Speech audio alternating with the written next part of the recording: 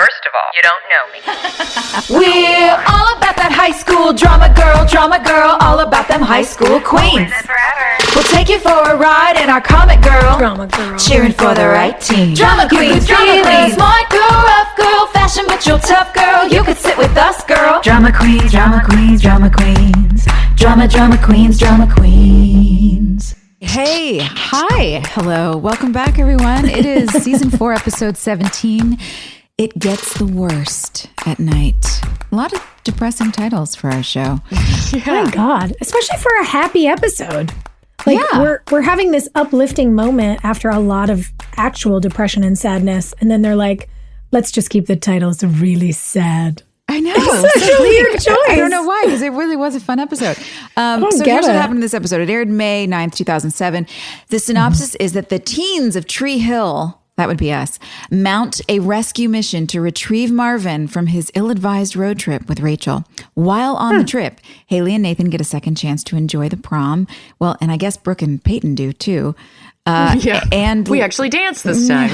And Lucas and Peyton decide to take their relationship to the next level.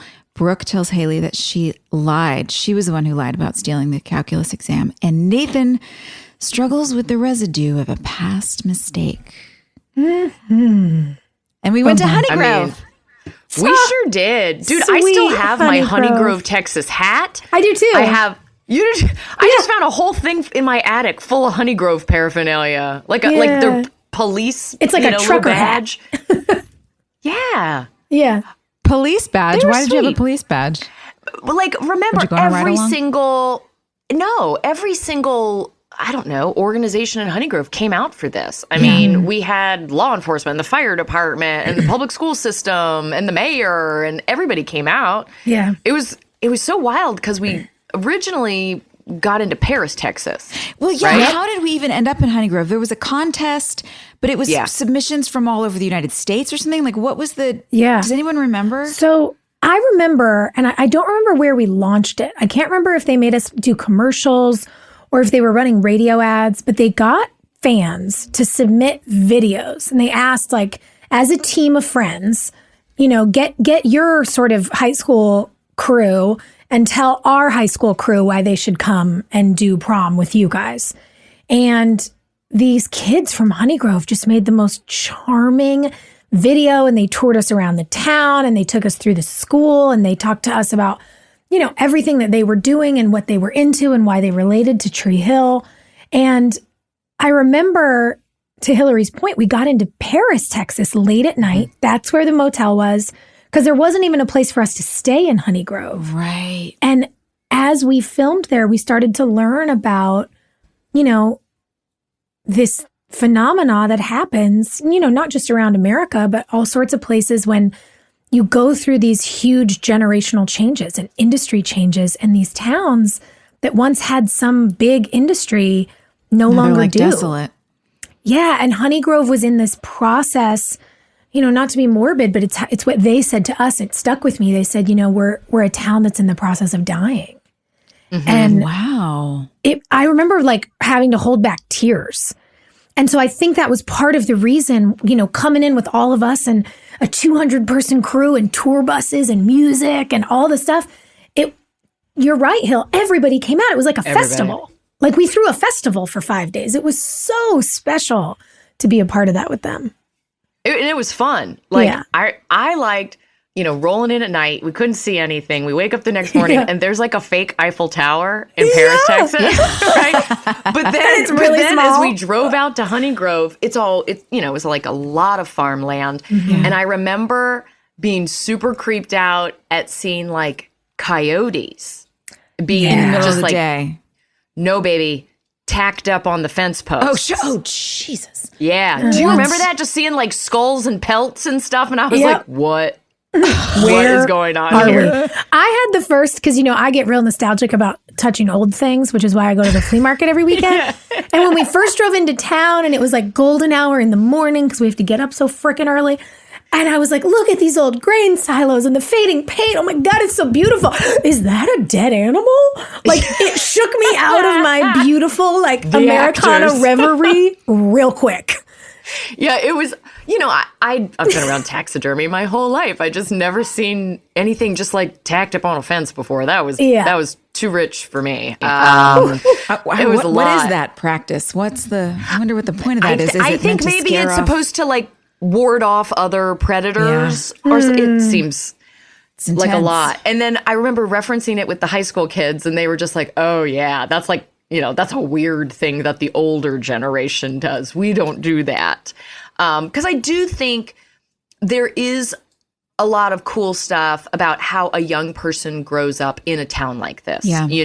We have TV and movies. And so you're exposed to the wider world, even though you live kind of in this little bubble. Yeah. And so the kids of Honeygrove had like a million questions. And did you go over to their house that night? We went and we did a watch party. Oh, I wish at one of the kids' houses. Unfortunately, I was like really stuck in a weird place in life at that time, and I just wasn't being very social, and I regret it deeply.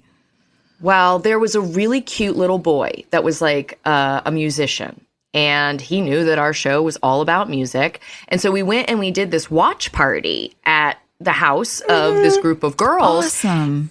And this kid was like, what was he, like in 8th or 9th grade? I think he was definitely like freshman energy. I loved him. He played like a senior. I mean, he played like a boss, and we were all like, okay, honey. Wow. And it was so fun to just like find this kid that we would have never been exposed to otherwise and celebrate that he had this amazing gift and go to a local house party. I love a house party. Fantastic. Me too. I love that. I wish we had been able to do that with our show more. Go out on the road and connect with people, the people in the towns those kids that are watching our show and feeling so connected to us, because that's who we were to them, just kids in a small town. Yeah. It felt real, Yeah. It felt really real. That when we watched the party back, you guys said it. It's like, oh no, we didn't have to do anything to pump these extras up. Right. That was a real party. They all just showed up. They were so happy to be there. I loved looking at the landscape when we, anytime I go into a small town that's like that kind of deserted, and there's all these old buildings from the 40s, 50s, and 60s. You can see it was once really thriving, and then, as you said, whatever the industry was left. I always wonder what that's like growing up in a high school like that. I didn't at all. You've seen Last Picture Show, right? Remind me. It's a Larry McMurtry book, Last Picture Show, and then they made the movie of it. Has Sybil Shepherd, and No, I didn't see it. What is it? Oh my God, it's incredible. It's about a small town in Texas, right? And I want to say they filmed it in the 70s, but it's about the 50s, and it is identical to the narrative that we experienced while we were there in the 2000s. And so it's kind of interesting to look at our episode of our show, where the main street has the exact same aesthetic as this classic American film and classic American novel. And it's existed, for 100 years Well, that is now. Americana. That's what it is. That's that feeling that you get where it's the old and the new kind of all merging together, and all of this kind of country culture. I think it's so interesting. And I know that it probably feels really boring to the kids that are growing up there. But what they don't realize is that they're going to turn into that older generation. That's perfectly fine with it. It's like, I just want my land. No one talk to me. Exactly. No one touch me. Like, I'm happy. Just leave me alone. Let me enjoy my life. You don't know that when you're 16. No. I want to go to the city.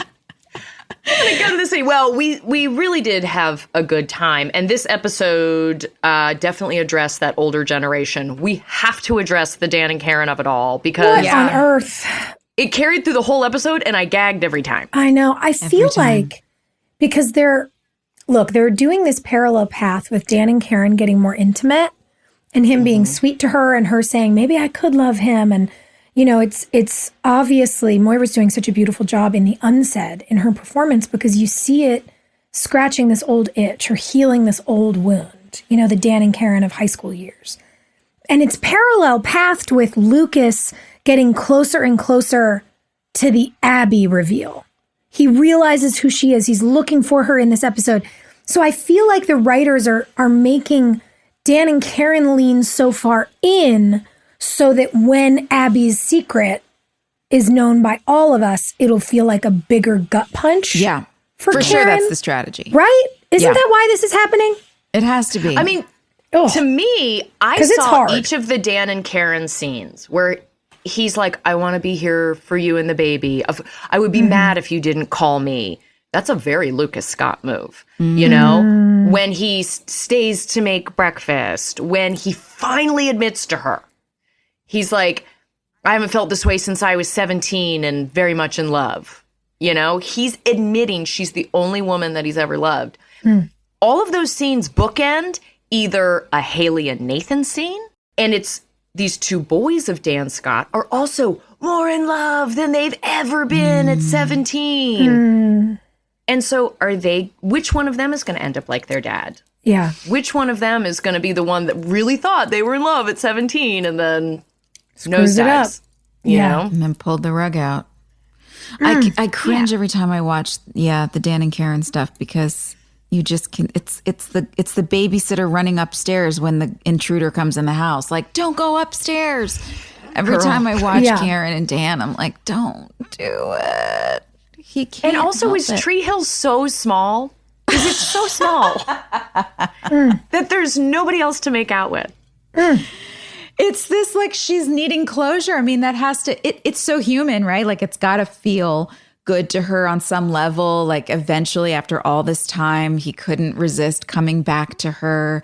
There's, on some level that's got to feel good to her ego. I don't think Karen is like obsessed with her ego at all, but we're human. Like the things that make us feel good, it's hard to run away from. So if you have your hand up, you're like, ugh. No, I'm just like, I'm dying because you're giving this really lovely answer. And all I could think of, Hill, when you were like, is Tree Hill really that small? I'm like, well, we made Tree Hill. And the only people any of us ever kissed were all of each other. That's so right. Clearly there was nobody else to make out with Hilarie. I mean, I'm not going to admit to all the people I kissed in Wilmington ever. but I found a bigger bubble. There was a little teeny tiny tunnel under the Screen Drum studio where you could exit and find other people. Oh my God. But to your point, like, I don't know. I worry that Karen doesn't have any friends to tell her, like, she really don't doesn't. run into the house. Yeah. Karen has no girlfriends. Well, and what an interesting thing that one of the tactics, when you look at, the wheel that they show you in therapy, if you've ever been in an abusive relationship, and they say, here's how you need to understand the system of how these relationships work. One of the biggest chunks of the wheel is isolation. Yeah. Abusive partners isolate you, so you have nobody to go to as a sounding board to talk about what's happening to you and say, hey, that's crazy. Yeah. And it's really interesting to me that in the landscape of the show, for reasons that were probably less philosophical, probably just the fact that, again, they didn't want to spend too much money on too many actors. They weren't going to cast friends for Karen. She had Deb or whatever. But she is an isolated woman. Yeah. Who is being manipulated by this person who she's already been in this abusive cycle with. And he is love bombing her, and he is bending the truth to fit his narrative so that she will love him. And it's like, oh man, it makes like every alarm bell in my body go off. Yeah. I memorized that chart and I don't like it. I want better for her. Yeah. And like, who does her hair? Do you know what I mean? Like, clearly someone's cutting her hair. Yeah, and exactly. like, what hairdresser in town isn't like... Why she doesn't talk to anyone? Well, the one person she did start talking to was Deb, but now obviously that's off the table. She can't talk to Deb about this. I know. And she can't talk to the kids. I mean, at least she keeps that boundary. She's not like sitting Haley down and being like, listen.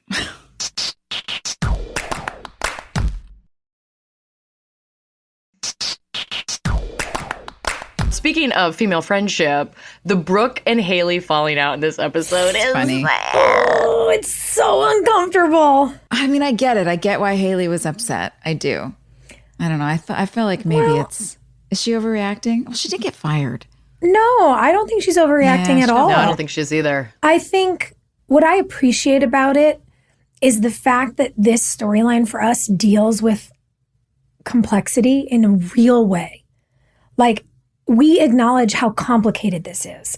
Brooke says, I wanted to tell you, but then she said I wouldn't graduate. I'm also going to lose my job. Yeah. Like, I don't know what to do. And Haley's like, yeah, but I lost my job. It's a fight about things. It's not just you said this and hurt my feelings and It's also not about boys, which is nice. Yes. it's about real complicated moments. And when we make a wrong choice and then it sends us down a rabbit hole and everything only gets worse. And the things we're trying to hold on to and just all of it. And even the fact that you say in that scene, yeah, I lost my job, but you should graduate. Yeah. And Brooke says, I get that, but you're my friend. We get to explore all the layers of why this would be such a hard thing for two people to talk about. Yeah. And I really appreciate that because you're right. Sometimes when the characters are fighting over a boy, it's like, really? We're going to act like this is important? This is something really important. This is important. Yeah, I loved it. I love that Brooke owned up to it. I thought that was really cool because it would have been really easy for her to just let it go. Mm-hmm. And those are the characters. Especially with Rachel being gone. Absolutely. Rachel's gone. So like the scapegoat's gone. There's no reason except for her own character, her own meaning integrity to do that. And I thought that was really cool. I buy Haley's anger. It's the betrayal. It's like, wait a second. Now I look stupid because I've been making fun of this girl for like weeks now. I've been talking shit about this girl for weeks now. And she didn't do it. Like it was you. What's also interesting to me is that Brooke does some revisionist history and says, I did it. She just took the fall. When in reality, no, Rachel hatched a plan and you two did it together. But Brooke knows that she's the one who should have done it differently. Yeah. And I kind of like classy that. Move. Yeah, I do like it, especially because all that's happening in this episode is Rachel is just being shit on. The whole my episode. God. What is going on? Oh my God. Well, we know what's going on. Yeah. It's so gross. unnecessary. And you know what hit me? And maybe it's because we were in another high school and we're having these conversations about what it means that this moment is almost over. And I think about Chris Keller being like, ooh, Rachel and all her plastic parts. And then the guys in the jail are talking about her plastic surgery. And then you're talking about it. Yeah. And everybody. And it made me think of the time capsule. When Brooke says to camera, no matter what you do as a girl, you know, the paraphrasing is, no matter what you do, it's always wrong. If you're fat and dumb and you're a guy, it's fine. But if you're a girl, not so much. And if you're sexy, you're a whore. And if you're not sexy, you're a prude. Girls can never be enough. And we had an adult writing an episode about a teenager who, by the way, he wrote to have had plastic surgery. Yeah.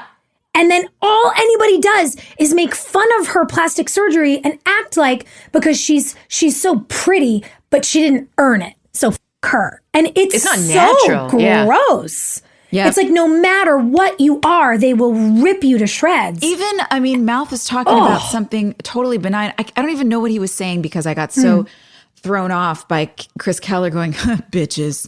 Like, ew. That was horrible. Over that. I'm so over men just calling women bitches as though it's a completely acceptable way of communicating. Yeah, Mouth, that was our boss's monologue. Oh, yeah. And remember what we were talking about while we watched the episode? Okay, so guys, we obviously read your messages and we've noticed this for a while and it hit us listening to that insane monologue. There's always going to be somebody else with her. And you know what I realized? And yeah, I saw her naked, but I didn't f*** her. The whole thing is so gross. And so many of you say such a high horse. Like, I had to let her go. But it's just disgusting. And so many fans will say, like in this whole Mouth Shelley Rachel period, fans will write in, they'll tweet us, they'll DM us and say, we don't recognize Mouth anymore. And this version of him is so gross.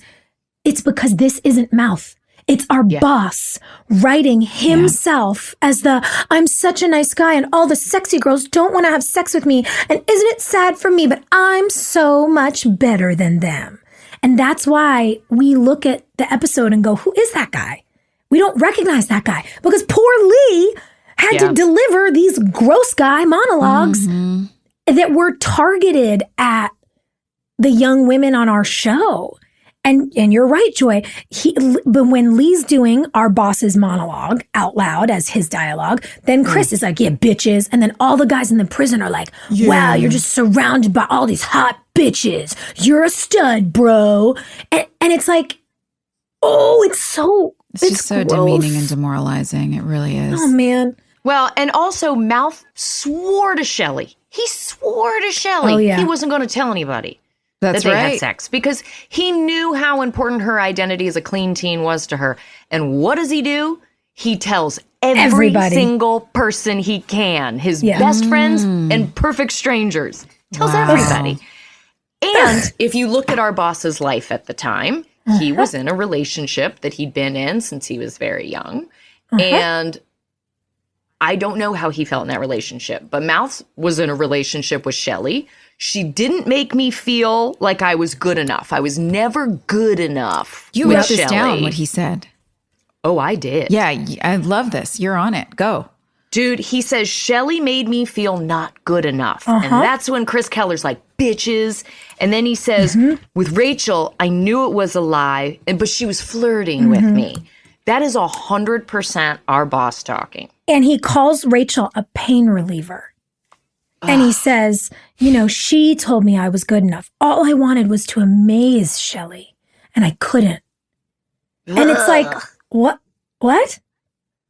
It's so out of context. It just comes out of nowhere. It's a pure example of someone in power wanting to use their platform for their own messaging and processing whatever was going on with him. It had nothing to do with the show. It was not best for any of the characters. It wasn't best for any of the actors. It was just totally selfish and gross. And every turn he got, think about this. This is when Danielle left. This is when in real life. She was being punished in this episode. Like that was a conversation we all had behind the scenes. Everyone's going to get to go do this fun trip and you didn't do what I wanted you to do, and you don't get to play. Well, so don't forget this. In the timeline, Danielle has left. They've given her not even an exit. She just disappears, and everybody talks about how she disappeared. This is also in real life when she began dating her now husband, who was the gorgeous guy at the bar that Mouth is talking about. That's our boss talking about how jealous of Danielle's husband he was. And the entire episode, when she has just disappeared from the face of the earth in terms of Tree Hill, all anybody does is talk about her body. We do 8 jokes in a row about why would he need ass? He's with Rachel. It's over and over and over and over again. And then the way they made it okay is that when Brooke is the last person to say it, everyone goes, assistance, in unison. And it's like, it's just the joke. It's a sitcom joke. But when you really look at it, you see how it was all so insidious. And I hate that we were all so, I guess, living in a time, it's just cultural, living in a time when it was still acceptable to see that in the script. And none of us were like marching in there like, how dare you?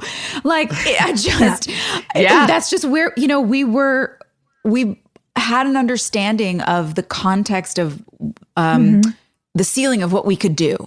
That, at that age and just what it was like this, we don't know. What else could we do? And now obviously we know, but. And by the way, it is part of the reason, because don't forget, we would complain.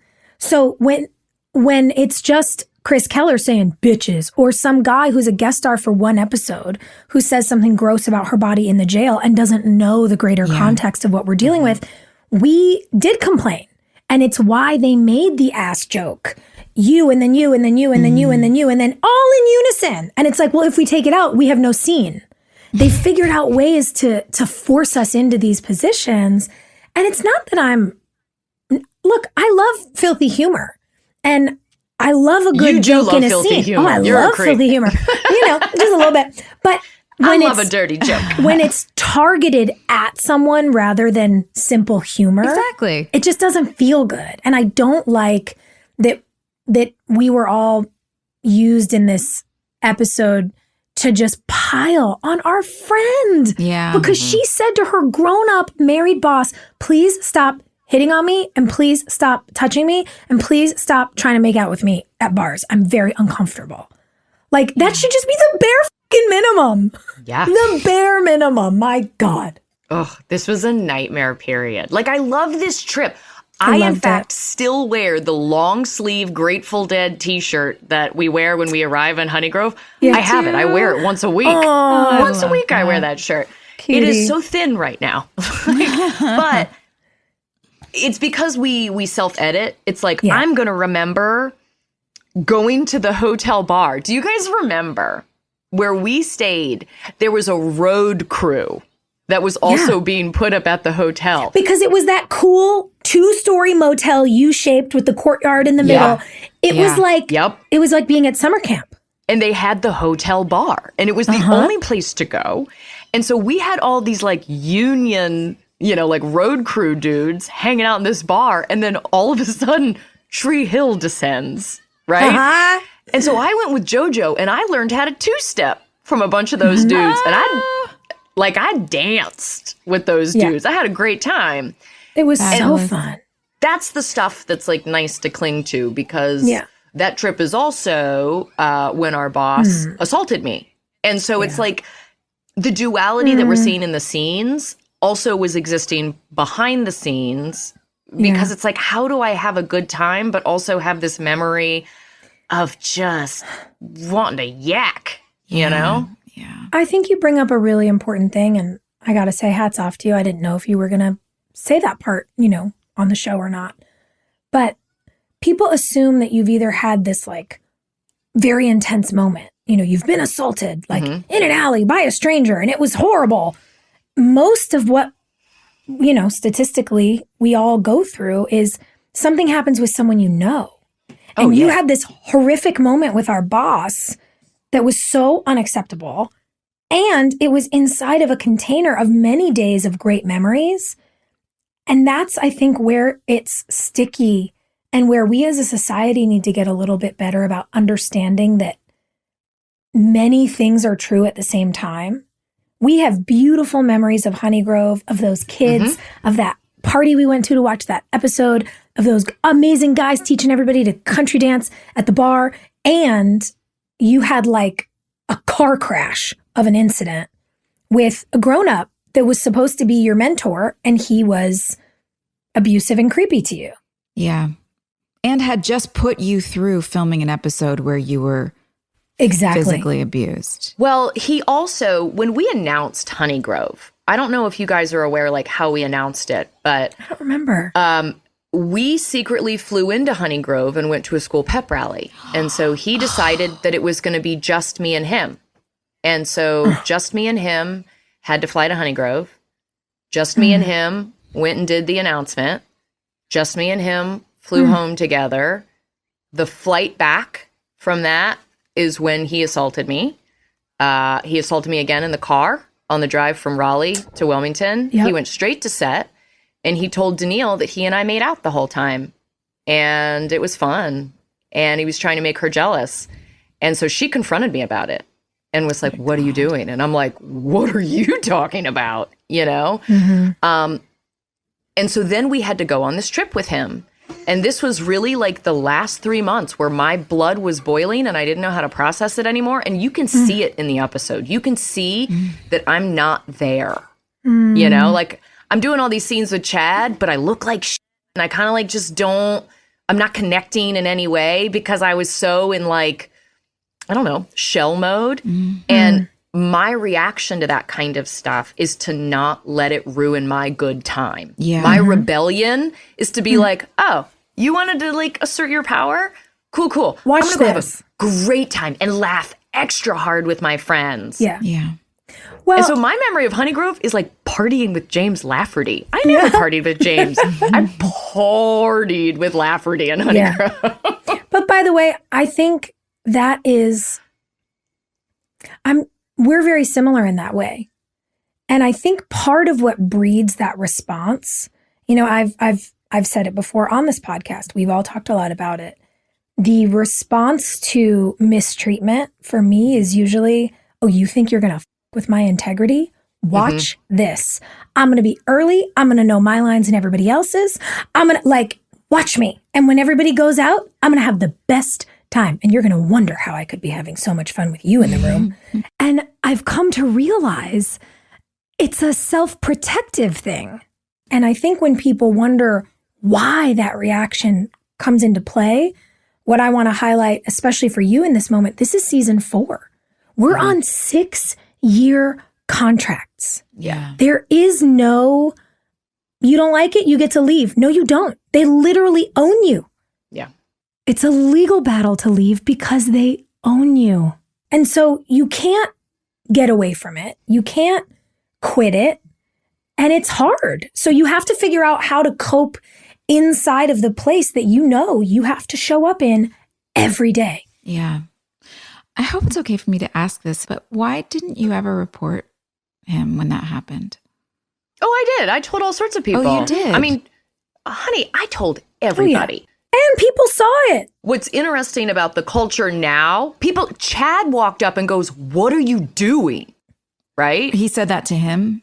He said that to our boss in the bar. He watched our boss grab me in front of a lot of people. And,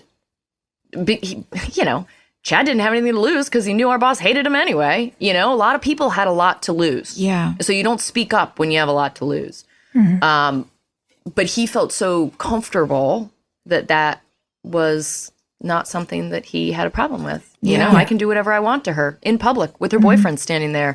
At that time, you have to remember, Desperate Housewives was the biggest show on TV. Yeah. And Nicolette Sheridan was going through hell because she'd been assaulted on set and they dragged her through the mud. That's right. It was that era, right? It just hadn't, it didn't matter. Even, the thing with their friends, the writer in the friends room, that you had talked about with the HR meetings. And if people you are related to on set aren't acting alarmed, right? I was surrounded by men that I had relationships with. My brother, my boyfriend, my boyfriend's dad, my boyfriend's uncle. They were all like, whatever.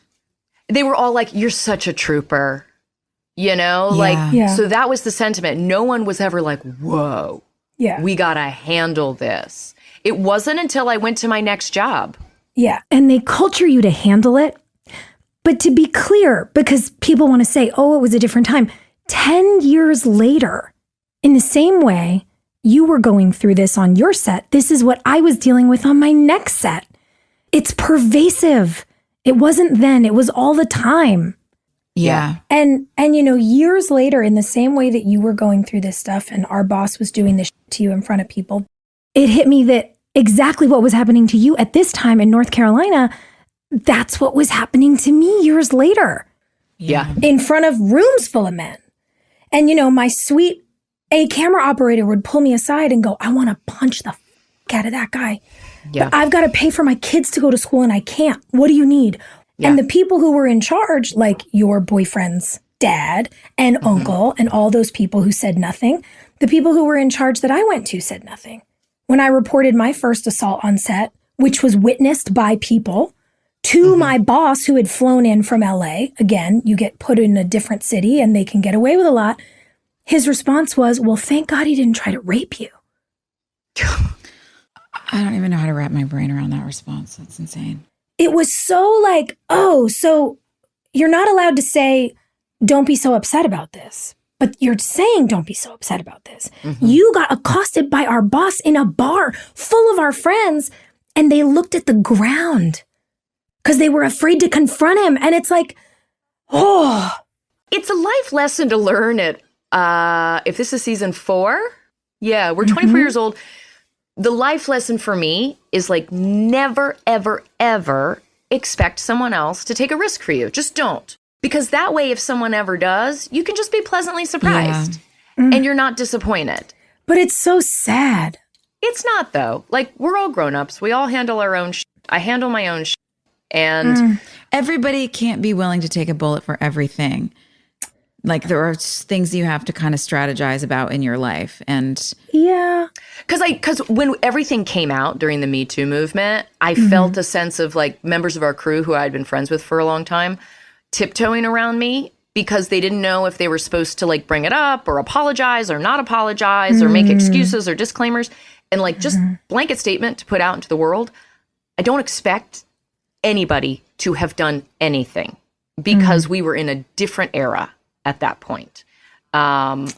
And there were a couple people like your friend Sophia, like Steve Allen was my guy. Yeah. Steve Allen was a guy who pushed the dolly for our camera on our show and was the safest, warmest, kindest place for me. And for anybody that went to that One Tree Hill convention we did with Beth Crookham, they saw Steve Allen come into the lobby and me run across the lobby and burst into tears. And everyone's like, why is Hilarie crying on that guy? Because that's the guy. That was my safe person. He was so special. Steve.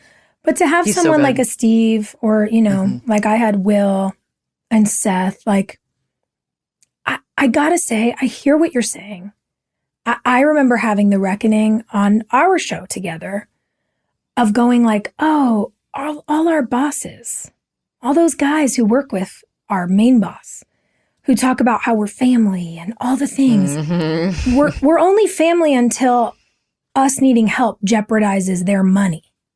And that was such an ugly realization to me. But when you say, I don't expect anybody to do anything, I sure as do. I don't accept that. I don't accept it. Well, now you do, but back then. No, I have always been the person who will get involved, who will jump in, who will try to shoulder something. And what I find unacceptable is that it's usually us. It's the women figuring out how to protect each other, how to not let somebody go in the room with the boss alone anymore, how to make sure we've got a side text thread so that somebody can feel supported when they're, you know, being hit on inappropriately.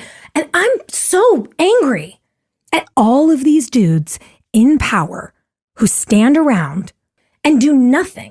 And I have sympathy for everyone. You know, you hear that thing of like above the line, below the line. I hate that. But I get that so many people on crews can't jeopardize their jobs because they can't jeopardize their families. But I am not okay with men that are our peers or more powerful than us. People like your boyfriend's dad, who was the second most powerful person on our set, who looked at the ground. And I say this with complexity because I loved that person for the 9 years we did our show. I do too. Yeah. And I know you guys did too. I still have a lot of affection for Me too. a lot of the people that I'm mad at. And I do too. But I'm so mad. I'm mad at the other actors who don't do anything. I'm mad at the producers who don't do anything because we're not supposed to have to do this alone. Do you think it's a perfect metaphor that we're covered in bruises, though, for this Oh my episode? gosh. Honestly, I know. yeah. Like, we're covered in bruises. We're just beaten down. That's how I felt. And it's the girls. Always. Yeah. And it's tiring. Do you think that sometimes the men don't stand up because they think we want to fight our own battles and we don't want their help? No, they don't want their money to be jeopardized either. No, I believe that there's definitely a part of that sometimes, but I do wonder if there's some of it that's like, should I, like, I don't want to offend, like if she's got this, she's taking care of it. Like, I don't want to. The cool guy move is to ask the woman and say, are you uncomfortable? You want me to do something? Can I stand with you? Yeah. Right? Like, Yeah, you're that's the right. cool guy Absolutely. move. It's so easy. Yeah. It's a question. It's Yeah. not hard. To your point, Joy, about the reporting and where we go, like running things all the way up to HR and then having the most powerful local boss in my situation scream at me and tell me that I was jeopardizing everybody's jobs Yeah. because I couldn't, quote unquote, take a dick joke. And I was like, being assaulted at work is not a dick joke. I have sympathy for the reality that people are scared that, you know, they're going to put a hole in the ship and then the ship is going to sink. But get over it and protect your people, because this idea that, you know, looking at the ground is okay, it's not. And thank God, Hilarie, that you had that moment with Chad, who was already so at odds with our boss. That's it. He had nothing to lose. He was like, But by the way, he was protected as the number one on the call sheet. Yeah. He had the most power. So he could come up and shove our boss off you and get in a fight. And I'm glad that he did. I want everybody to follow that lead, you know? Yeah. I mean, I'm sweating. And am I yelling? I'm sorry. I'm so upset. this is a sticky episode. Of all the episodes we've done, this one and the all-night graduation party are where things got incredibly complicated. Yeah. And, you know, when we had to revisit all of this stuff for the article that came out about our show, Yeah. there was a lot of time spent on this era. And so it's weird to watch because I can see myself being super, super fake. And I don't know if the fans can see it. Like, I don't know if they're like, hey, Hilarie seems pretty checked out of this whole scene. She's been waiting to have sex with Lucas forever. We sure wish she looked happier about it. I do not read you like that at all. But I know what you see because there are 2.5 years of my life on a set like this where I look back and I can see, like, I think I look like a dead person walking. Yeah. Like I can see it on my face. Yeah. And I don't know that other people can, or certainly people who don't know you well. But it is a weird thing to see. It's like you're looking at another person. Yeah. I just wanted to be Haley in this episode because you got the cool outfit and you got the cool hair. That whole 70s vibe was so cute. You've got the safe relationship and like all the things were working. By the way, you know what melted me? You two in the gazebo and you saying, tell me a secret. And him going, risky. I was like, oh my God, tattoo it on my body. Like, I loved that. Risky. Oh, it was so cute. Cute. After all that sweetness with you two at the prom, it was so nice to have a couple to just like feel joy for. Yeah, I loved them in this episode. I loved my haircut. I was real happy about that haircut. I loved this wardrobe. Shout out to Carol Cutshall, our wardrobe designer, costume designer. I mean, Chris Keller looked like $1 million in every scene. Oh my God. Brilliant costumes for him. All of us, like the 70s prom, so fun. Go, Soph. The 70s prom was so chic, but truly, I took a picture on my phone of that frame of Chris Keller on the white bench in the purple and white suit with the balloons all around him and the white shoes. Tyler Hilton has never looked cooler. Yeah. Oh my God. I was obsessed. Such good wardrobe.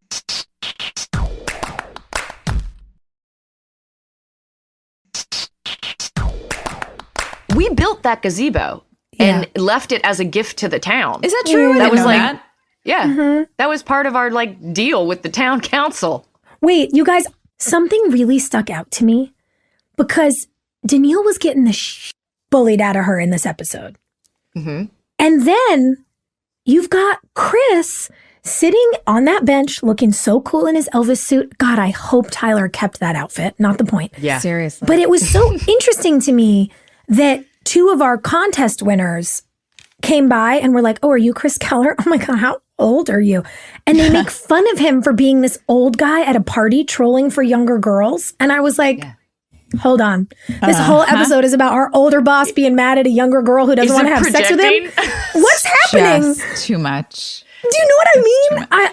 I literally was like, but wait, we're making fun of the creepy old guy. Mm-hmm. I'm confused. Was it like an interjection to try to prove he had a sense of humor or something? I don't know. I loved the scene you had with Chris. I thought that was so nice. Yes. When you at the end, when you walk up to him on the bus and he's like trying to get you in bed, and you so clearly.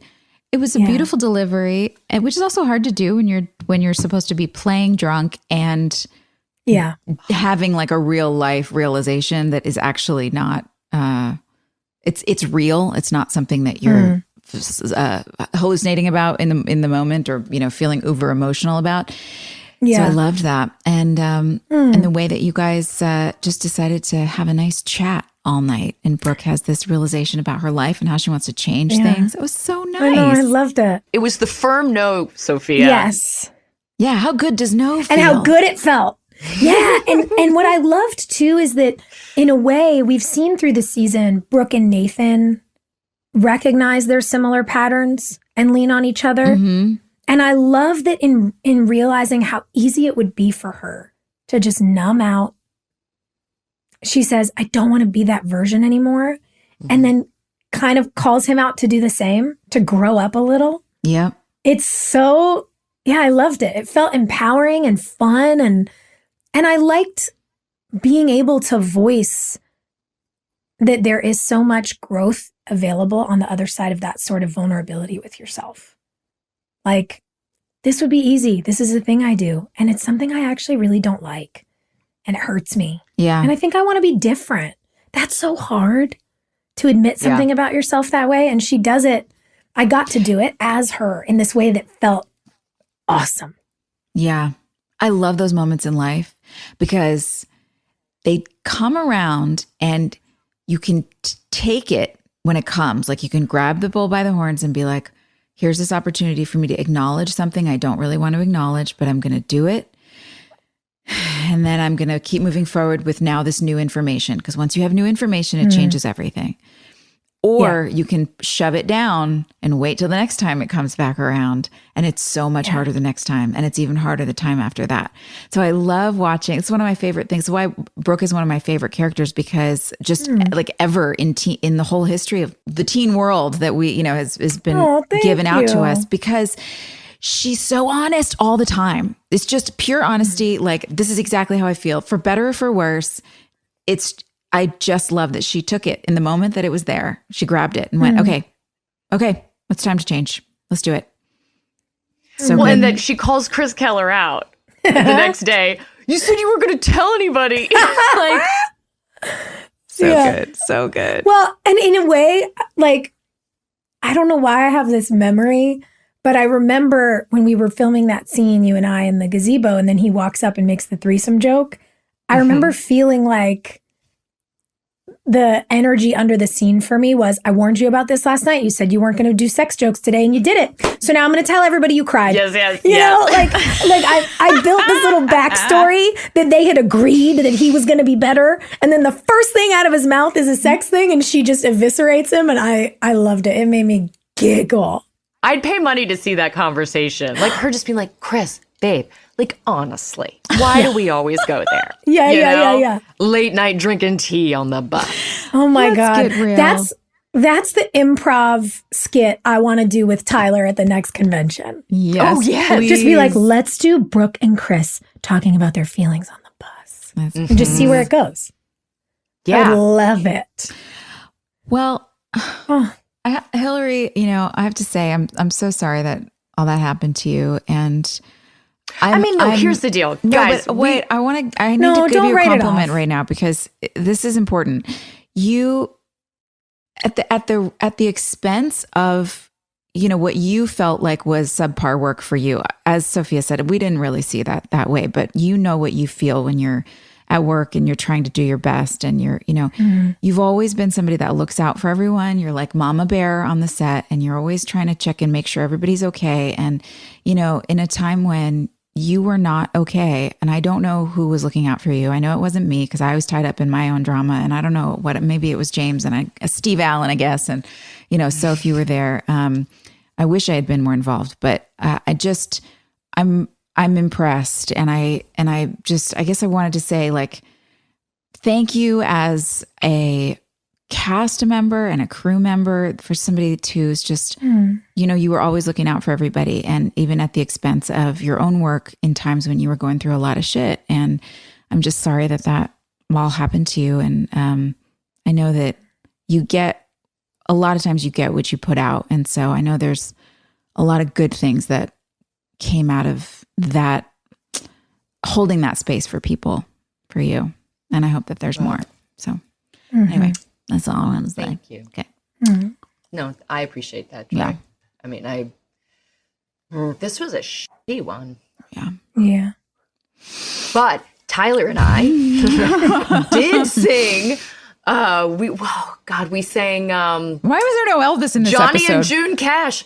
It was like we ended the night on a keyboard in the bar singing Johnny Carter and June Cash, that We Got Married in a Fever song. Oh, yes. Going to Jackson. Yep. Please tell me that's your karaoke song.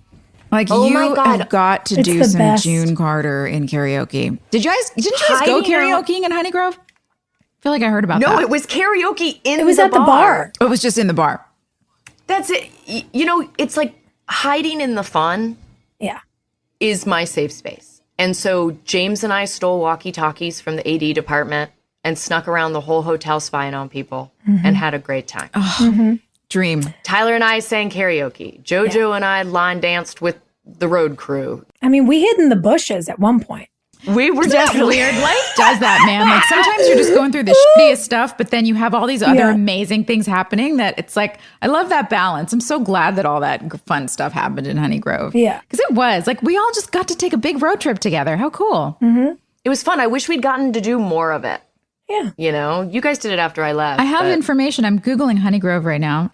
Davy Crockett discovered Honey Grove and called it Honey Grove because of an abundance of honey-filled trees in 1836. Wow. Well, hot damn. Kind of funny. Oh, and something about coffins. It's a hardware store that sells coffins too. That's funny. That tracks. Well, if there's anyone in Honey Grove that has pictures from our time there. Yes. They're still taking pictures in the gazebo. Like this is still happening. It's so sweet. You guys take that. pictures or like dig up your old pictures from when we were there and please tag us in them because Send those to for all us. of the rough stuff, it was magical. It was. And that is a credit to the people who were there. If we were dealing with people within our own little faction that were weird, the townspeople and the kids of Honey Grove made it magical. Yeah, truly. And we owe them So much excitement. gratitude. They were so involved. They were so like just amazed and excited to watch and be a part of it and had great questions. And man, we had such a ball meeting with all of you guys. Yeah, It did was- anybody keep their outfit? Did anybody keep their course prom I did. outfit? No, I should have kept those gold boots though. Damn. Yeah.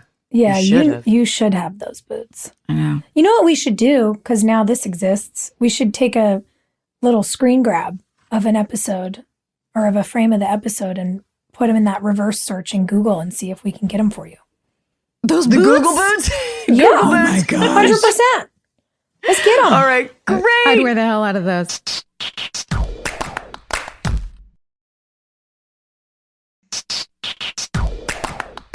Wait, you guys, do we have any questions about this episode? Yeah, we got a fan question. Yeah. Caroline wants to know when the closing scene of an episode follows into the next one, such as Lucas having his heart attack. Do you film those scenes on the same day, or do you wait until filming commences for the next episode? Well, ladies, you two are the directors. Tell her. Yeah, usually you have the other director for the next episode on set at the same time. So you film it at the same time, unless there's a break, unless it's like season to season, I think then. Well, I was going to say, I've only seen that happen once. What? Where we've had the director and we've been able to be like, episode 4 wraps at lunch and then episode 5 picks up. Usually you don't get that luxury because directors are coming from other shows. They're prepping. The way we would pull that off by this point, like season 4 or 5 on our show, is that so often we would have recurring directors. So like if Greg Prange was directing and then our boss was directing, they would coordinate that. But if we had visiting directors, which is what most shows do, and, you know, what is more common, oh man, it would be so rough to like finish a cliffhanger and then 8 days later have somebody new come in and like there's just somebody with a computer being like, this is the frame. You have to match this frame. I don't remember that. That's so funny. yeah. I really just remember having a guest director come in and they would like overlap the day if it's like a giant stunt is what I'm thinking. You know, like Haley getting hit by a car. That one was an overlap. Yes. So I remember having two directors Because that there. requires like a street closure and a stunt team and a driver. Right. But that's rare. You mean it was expensive? Yeah. Like if it's That's just right. an actor having to match, they're like, it's an actor. Make them do Stand it. there, make them. They're like, oh, you did this 3 weeks ago? You need to cry exactly the same way today. but if they had to pull a permit, they're going to get both of those directors on set at the same time. And they would always have like, it was Paul or Greg. It was always one of our local people that just lived there anyway. So it it was would easier. be the second director. Yeah. Exactly. Yeah. Exactly. Easy. Guys, should we spin a wheel? Let's spin a I wheel. think we should. Hey, honorable mention to Brooke showing us how to wrap a curl around a barrel in this episode Cute. instead of Doing hair. clamping it in and rolling it because that's what everybody was doing at the time. And it was like Sophia always ahead of the curve. She was like, I'm going to show you all what's up. I'm like, no, don't fry your ends, babies. Don't do that. That's so good. Okay, somebody read it. What's our wheel? Now we just have an air wrap, but we didn't have that then. Oh, is this for me? Who's the most likely to eat pizza for breakfast? Yeah, I did in high school. Like, Is every someone day. spying on me? Oh my God. Yes. Is that all of us? I mean, I don't eat breakfast. I drink coffee. Oh man. So it's definitely not me. It's you and I, though. Yeah. If it's around, I'm going to eat it. If it's in the fridge, I don't care what time it is. I think it's like a childhood trigger. Like, I love cold pizza for breakfast because I would do it all the time when I was a kid. If my parents ordered pizza the night before, I'd wake up and just like cold pizza, man, as I walk onto the bus. Yeah. And now, as an adult, I still love cold pizza, but if I'm in the mood to be fancy, I'm like, let me put the pizza in the air fryer and make an egg. And then I'm going to put an egg on this pizza. Italian. So nice. Oh, that's so good. Yeah. I've never experienced that. I will make you breakfast pizza. An and egg you on a will pizza? like it. It's delicious. That's bananas. Get ready. Like an over medium egg. Oh. Well, now that Brooke and Peyton are roommates, you can make her egg pizza. Okay. Yeah, what's happening in the next episode? It's season 4, episode 18. The runaway. I bet they find Abby and like everything's going to start hitting the fan. Oh, okay. Can't wait. Yeah, I'm I love excited. chaos. I'm so sad for us that we're going to soon have to find out what Dan did because everyone's going to sob and it's going to be depressing. Karen. Aaron. Karen. Damn it.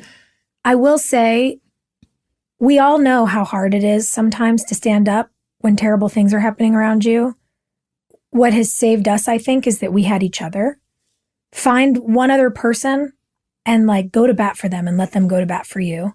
Because very often if the first person says something, other people feel much more secure to get in line and add to that chorus. And so, That's true. you know, something that you all talk to us a lot about is loving our friendships and the way we show up for each other. And we have learned that in the best of times and in the literal worst of times. Like we talked about in this episode, you know, things that happened to many of us during filming of this show. And even years later, we have consistently brought a rallying cry, and that can really make all the difference. So if you can do that for somebody, we highly recommend it. Yeah. And we love you. All right, you guys. Thanks for bearing with us on this really complicated episode. Woo! We love you, Honey Love Grove. you all. Bye, guys. Hey, thanks for listening. Don't forget to leave us a review. You can also follow us on Instagram at Drama Queens OTH. Or email us at dramaqueens@iheartradio.com. See you next time. We're all about that high school drama girl, all about them high school queens. We'll take you for a ride in our comic girl, cheering for the right team. Drama queens, smart girl, rough girl, fashion but you're tough girl. You could sit with us, girl. Drama queens, drama queens, drama queens, drama queens, drama queens.